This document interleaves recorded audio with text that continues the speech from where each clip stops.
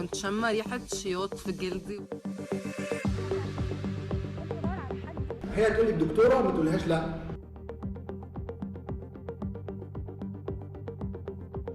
بعد فتره معينه هتبقى اكسبيرينس انف ان انت تحكي زي الدكتور. اشتغلي كده.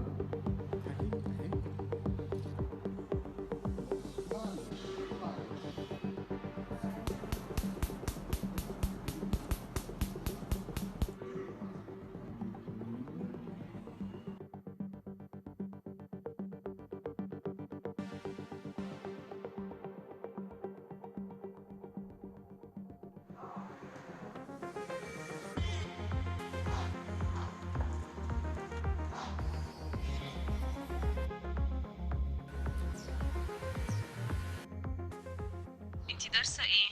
أنا مش طبيبة. لا، دورات التجميل متاحة للأطباء بس.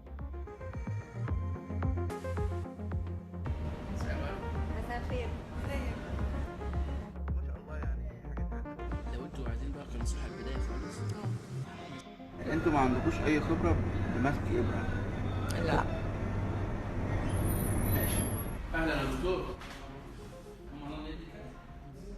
احنا بقى نتعلم ان احنا نعمل الحاجه اللي ما تعملش مشكله تودي السنين. بعد فتره معينه هتبقى اكسبيرينس انف ان انت تحكي زي الدكتور. اشتغلي.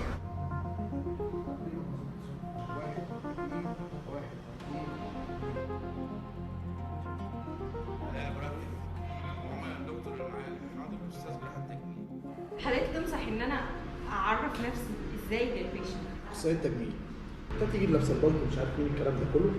هي تقول لي الدكتوره ما تقولهاش لا. بدل ما نشتري أجهزة نجيب أجر الجهاز بتاعه. بصي النهارده إن شاء الله يا دكتور في جاي لي 4 حالات، يهمني أوي أنا ما يحسوش إن أنتوا يعني مش أطباء أو مش.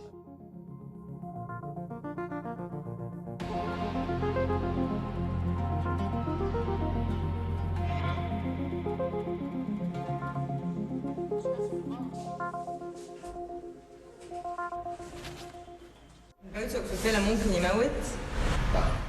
So whenever we use fill robotics, there are always some risk, and especially with allergic reaction could lead death. Yes, it can. موسوس انفكشن. ده السينما.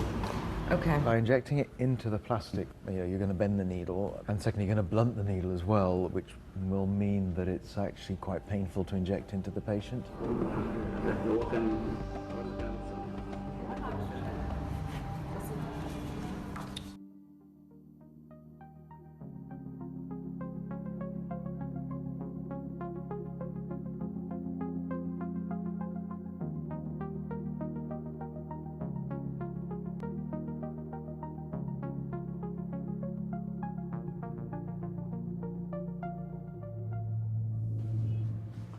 أناشد المواطنين لو يعرفوا طبيب عمل كده أو مركز بيعمل كده يجي لنا وإحنا هنحقق مع الطبيب.